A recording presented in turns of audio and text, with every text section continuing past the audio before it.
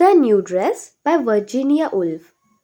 लेकिन उससे पहले मैं आपको बता दूं, अगर आप महाराष्ट्र बोर्ड से हैं तो आप मेरे चैनल को विजिट कर सकते हैं और मैंने इंग्लिश के लगभग सभी चैप्टर्स को कवर किया है।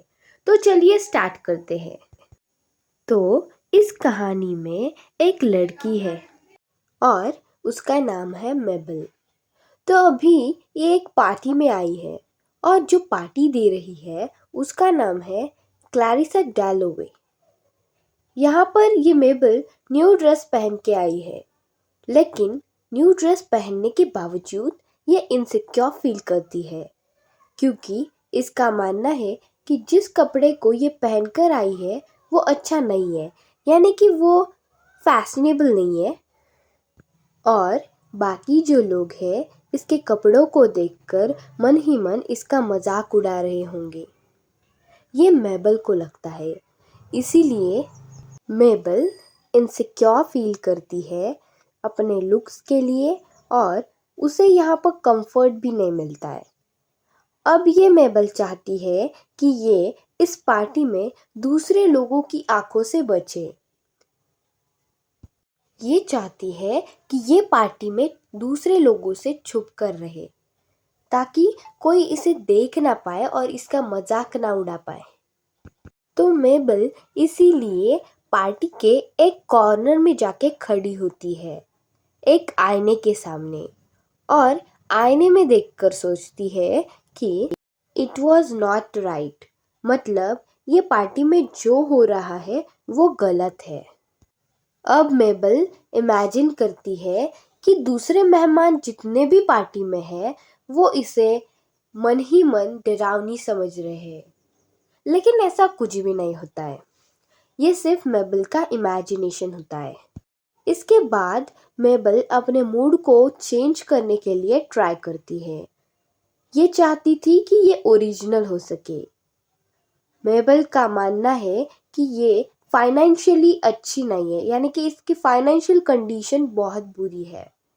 इसके पास उतने पैसे नहीं है कि ये लेटेस्ट फैशनेबल ड्रेसेस खरीद सके। इसके पास एक येलो ड्रेस है और उस येलो ड्रेस के बॉटम में एक सुंदर सा पैटर्न बना हुआ है, और मेबल को लगता है कि ये जो ड्रेस वो पार्टी में पहनकर आई है, लोगों को वो ड्रेस बहुत ही हॉरर और ओल्ड फैशन लग रही है। मतलब कि मेबल खुद ही अपनी ड्रेस को कॉम्प्लीमेंट करती है कि ड्रेस बहुत हॉरर है। तो अब मेबल एक लेडी से मिलती है जिसका नाम है रोज शॉ। इसी पार्टी में इन दोनों के बीच बात होती है, और इस रोज शॉ ने जो ड्रेस पहनी है वो एकदम लेटेस्ट फैशनेबल है। तो रोज शॉ आकर मेबल से कहती है कि तुम्हारी जो ड्रेस है वो परफेक्ट चार्मिंग है, मतलब बहुत ही खूबसूरत है। लेकिन मेबल को लगता है कि ये रोज शॉ उसका मजाक उड़ा रही है।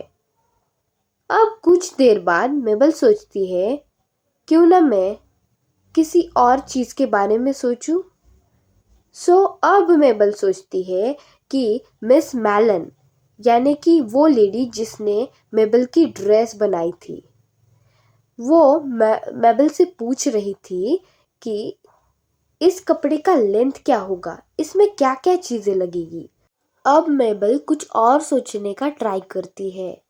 तो मेबल अचानक सोचती है, क्यों ना मैं किसी से पूछूं कि मेरा ये ड्रेस कैसा है। तो पार्टी में एक आदमी होता है। तो मेबल उसके पास जाती है और उसे पूछती है कि ये ड्रेस कैसी है। तो वो आदमी कहता है, it's perfect, it's very beautiful, यह बहुत ही खूबसूरत ड्रेस है।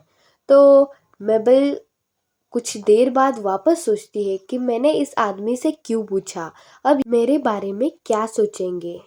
तो थोड़ी देर बाद वो खुद से ही कहती है कि अब मुझे किसी और चीज़ के बारे में सोचना चाहिए।